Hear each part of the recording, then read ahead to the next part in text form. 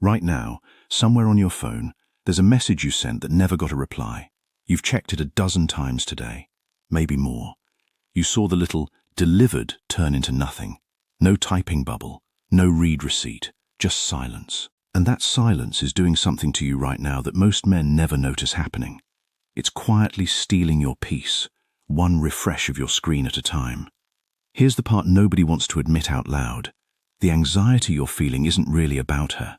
It's about a story you've built in your head, brick by brick, out of nothing but a blank text thread. You're not mental fortress yet, not in this moment. But by the end of the next 15 minutes, you're going to understand something that changes the way you handle every woman, every friend, every coworker who ever goes quiet on you again. This isn't about tricks. It's not about playing hard to get or manufacturing some fake version of yourself. It's about a 2,000-year-old system of thought that soldiers, emperors, and some of history's calmest, most respected men used to stay unshaken while everyone around them fell apart. And today, we're applying it to one of the most frustrating situations a modern man faces. A woman who's gone quiet on you. Think about the last time this happened. Maybe you'd had a great conversation. Maybe there was a date that felt like it went well, laughing easily, texting back and forth late into the night. And then, nothing. A day passes, then 2. You start doing the math in your head. She was online 4 hours ago. She posted a story an hour ago, so she's seen your message. She's choosing not to reply, and that single realization can wreck an entire afternoon. You replay every text you sent, wondering if you came on too strong, said something wrong, or waited too long to respond yourself. This mental loop is exhausting, and worse, it's completely unproductive. It solves nothing. It just burns your energy while she goes about her day completely unaware of the storm she's caused in your head. Here's the shift we're making today. Instead of asking, "Why is she ignoring me?" we're going to ask a much more useful question. What do I do with myself while this is happening? Because that second question is the one you actually have power over. The Stoics built an entire philosophy around exactly this kind of moment. Not romantic silence specifically, but the broader truth that most of what disturbs us isn't the event itself. It's the meaning we attach to it. A woman not replying to a text is, by itself, a completely neutral fact. It carries no inherent meaning. She could be at work. She could be dealing with her family. She could be overwhelmed, tired, distracted, or simply someone who takes a while to respond to everyone, not just you. Or, yes, she might not be as interested as you hoped. But notice something important. In every single one of those scenarios, your response is identical. There is exactly one version of you that handles all of these possibilities well, and it's the version who doesn't spiral, doesn't chase, and doesn't hand his emotional state over to someone else's phone habits. That's the man we're building today. If any part of this is hitting close to home right now, if you felt that exact stomach drop of checking your phone for the 100th time, drop a comment and tell me what's going on. I read every single one, and I promise you, you are far from alone in this. But here's where it gets interesting, and where most men get this completely backwards. Women, whether they realize they're doing it consciously or not, are extremely perceptive to emotional state. They can sense neediness the way you can sense when someone's trying too hard to be funny. It's uncomfortable, and it's memorable for the wrong reasons.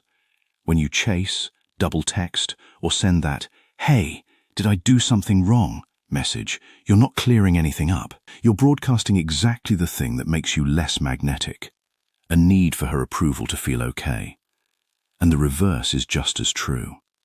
When a man responds to silence with genuine calm, not fake indifference, not petty games, but real, grounded unbotheredness, it does something almost nobody expects. It makes people curious. It makes them wonder what's going on with you that you're not affected. That curiosity is one of the most underrated forces in human connection, and we're about to break down exactly how to build it, piece by piece, using principles that have survived 2,000 years for a reason. Stick around, because the next part is where most guys go wrong without even realizing it. And once you see it, you won't be able to unsee it. Let's get brutally honest about something first. When a woman ignores you, your brain does not experience it as a minor inconvenience. It experiences it almost like physical pain. There's real research behind this. Social rejection activates some of the same neural pathways as physical injury. So if you feel genuinely hurt, if your chest tightens a little when you see she's active online but hasn't replied, you are not being weak or oversensitive. You're having a completely normal human response to a very old, very deep wiring in your brain that says being excluded is dangerous. Understanding this matters because it means the goal here isn't to stop caring. That's not realistic, and honestly, it's not even healthy. The goal is to stop letting that automatic, ancient wiring make your decisions for you. Here's what typically happens without any intervention. She goes quiet. You notice within minutes. You check again in 20 minutes. By hour 3, you've built an entire narrative. Maybe she's talking to someone else. Maybe you said something that came off wrong. Maybe you're just not her type after all. None of this is based on evidence. It's based on your brain's need to resolve uncertainty, even if the resolution it invents is painful. Uncertainty is genuinely one of the hardest things for a human mind to sit with. So instead of tolerating, "I don't know why she hasn't replied," your mind manufactures an answer, and it almost always picks the worst possible one. This is called a negativity bias, and it's not a flaw specific to you. It's baked into every human brain as a survival mechanism. Recognizing that this is happening is the first real step toward not being controlled by it. Now here's where the practical value starts. The next time you feel that pull to check your phone, to reread the last message, to calculate how many hours it's been, pause and name what's happening. Say to yourself, quite literally, "This is my mind trying to resolve uncertainty by inventing a worst-case story." That single act of naming it takes an enormous amount of its power away. It's the difference between being swept up in a wave and standing on the shore watching it happen. You're not suppressing the feeling. You're just refusing to let it drive. From there, the practical move is simple, even if it's not easy. Redirect the physical energy.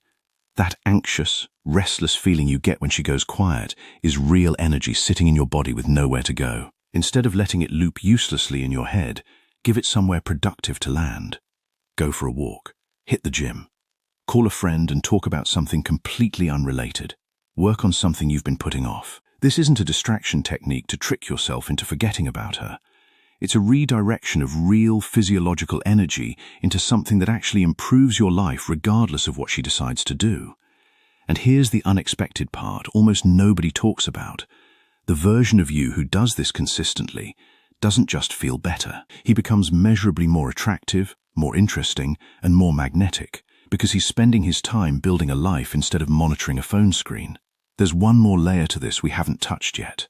Something about why doing absolutely nothing can sometimes be the most powerful move available to you, and it's going to reshape how you think about the entire situation. Let's talk about doing nothing, because it sounds passive, but it's actually one of the most disciplined things you can do. Not doing nothing out of spite, and not doing nothing as a manipulation tactic to force a reaction out of her. Doing nothing because you genuinely have better things occupying your attention. There's a real difference between those two, and it shows. One comes from a wound. The other comes from a full life. People, women included, can tell the difference almost instantly, even if they can't articulate exactly how they know. Here's a practical way to build this. When you notice the urge to send a follow-up text, use what we'll call the 10-minute rule. Instead of typing anything, set a timer for 10 minutes and do something physical. Push-ups, a walk around the block, cleaning your space, anything that gets your body moving. In the vast majority of cases, the urge fades significantly by the time that timer goes off. What you're doing here is training your nervous system to tolerate the discomfort of not immediately resolving uncertainty. And every single time you do this successfully, it gets a little easier the next time. This is not a one-time fix. It's a rep, the same way a rep at the gym builds a muscle. You're building emotional discipline the exact same way you'd build physical strength, through repetition, not through a single moment of willpower. Now here's where we shift from managing the moment to reshaping your actual daily structure, because relying purely on willpower in the heat of the moment is a losing strategy long-term. The stronger approach is to build a life so full and engaging that the silence simply doesn't have enough room to dominate your attention. This means having real plans, real goals, and real people in your life outside of this one situation. If your evenings are open and unstructured, a silent phone becomes the main event of your night. If your evenings are full, training for something, working on a project, spending time with friends who energize you, that silence becomes a minor background detail instead of the headline. There's also an emotional shift worth naming here, because it changes everything downstream. Somewhere along the way, many men start treating a woman's attention like it's a scarce resource they need to protect and chase, rather than something that's either a good fit or it isn't. When you flip that internal frame, when you start operating from the belief that you bring real value into any relationship, and the right person will recognize that without you needing to prove it constantly, the entire dynamic changes.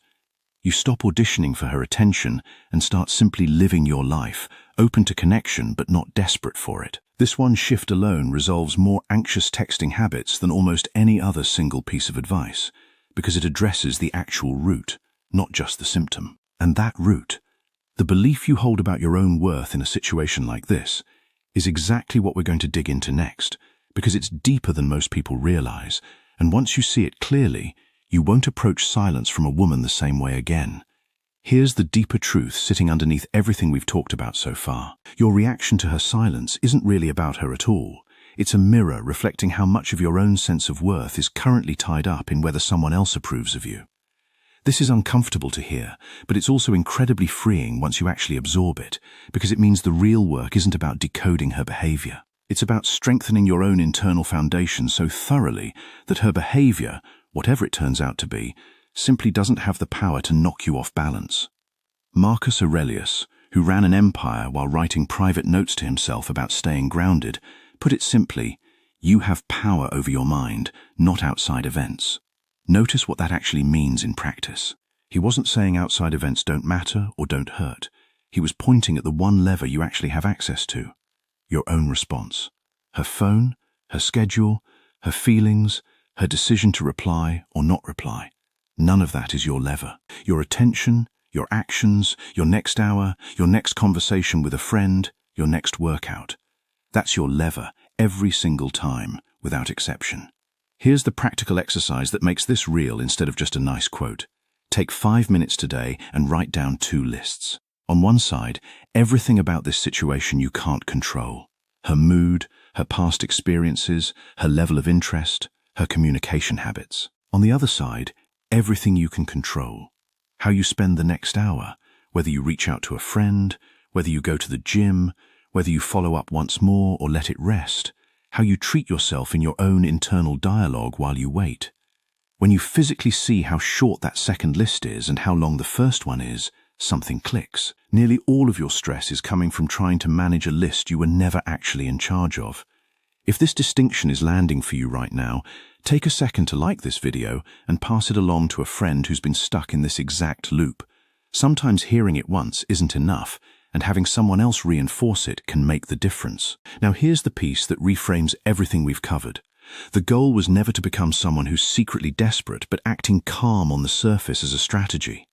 That's exhausting, and eventually it cracks because you're still fundamentally anxious underneath a performance. The actual goal is to become someone whose calm is real, because his sense of worth was never actually dependent on this one outcome in the first place. That's the difference between stoicism as a genuine internal practice and stoicism as a manipulation tactic. One builds a stronger man over time, and the other just builds a better mask. Everything we've discussed only works long-term if it's the real thing. And building the real thing takes a specific kind of daily practice that we haven't covered yet. One that most men skip entirely, which is exactly why they keep ending up back in this same anxious loop every time someone goes quiet on them. The daily practice that actually builds lasting emotional steadiness is simpler than you'd expect, but it requires consistency most people aren't willing to give it. Every single day, spend just a few minutes reviewing your own actions rather than reviewing hers. At the end of the day, ask yourself 3 honest questions. Did I act in a way I'm proud of today? Did I let something outside my control dictate my mood more than it should have? What's one thing I can do tomorrow to strengthen myself regardless of what she does? This isn't about journaling for the sake of it. It's about training your attention to consistently point inward toward what you can build, instead of outward toward what you're waiting on. There's something genuinely surprising that happens once men start doing this consistently for a few weeks. The anxious energy that used to go toward checking a phone starts finding other outlets almost automatically. A hobby picks up momentum, a fitness goal starts moving, friendships deepen because you're actually present in them instead of half distracted by a silent thread. And here's the part that catches people off guard. This shift tends to happen faster than expected, because once you stop feeding the anxious loop with attention, it naturally starts to lose its grip. It's not that you stop caring about people, it's that caring stops requiring your entire nervous system's cooperation to function. Let's also address something honestly, because pretending otherwise would do you a disservice. Sometimes silence really does mean disinterest. Not every situation resolves with her eventually reaching back out, impressed by your composure. And here's the freeing part of that truth. It's okay. If someone isn't interested, no amount of composure changes that fact. And more importantly, no amount of composure should be aimed at changing that fact. The goal was never to engineer her interest through calculated behavior. The goal was to become a man who's okay either way, because his life, his goals, and his sense of self were never actually dependent on her decision in the first place. That's not a consolation prize. That's the entire point. And it's more valuable than any single relationship outcome could ever be. This is where the real payoff shows up, and it's bigger than most people expect walking into this topic. A man who's built this kind of internal steadiness doesn't just handle one woman's silence better. He handles a difficult boss better. He handles a friend flaking on plans better. He handles disappointment, rejection, and uncertainty across every part of his life with the same grounded steadiness, because the skill isn't relationship-specific. It's a fundamental shift in where you locate your peace. That's a far bigger transformation than just getting a text back. And it's the peace most men never realize they were actually working toward the whole time. There's one final insight left, and it's the one that ties everything together. The single idea that, if you actually apply it, changes not just how you handle silence, but how you carry yourself in every relationship going forward. Here's the single most important idea in everything we've covered today. Peace that depends on someone else's behavior was never real peace to begin with. It was just a loan, and loans get called in eventually. The version of peace worth building is the kind that doesn't fluctuate based on whether a message gets a reply, because it was built on something sturdier than that in the first place. Your own actions, your own growth, your own daily choices. That's not a consolation. That's genuinely the stronger, more durable version of confidence, and it's available to you regardless of what happens with any one person. So here's how this actually plays out from here. The next time you feel that familiar pull, the urge to check the phone one more time, to reread a message, to calculate hours since her last activity, you now have a different set of tools. You know to name what's happening in your mind instead of getting swept up in it. You know to redirect that restless energy into something real instead of into anxious waiting. You know the difference between calm as a genuine internal state versus calm as a performance, and you know which one actually lasts. And most importantly, you know that whatever she decides, your foundation doesn't move, because it was never built on her decision in the first place. This isn't really about her at all, and it never was. It's about becoming a man who's steady enough that no single text thread, no single silence, no single outcome has the power to knock him off course. That's a much bigger win than any one reply could ever be, and it's a version of yourself that carries into every relationship, every setback, and every uncertain moment you'll face going forward.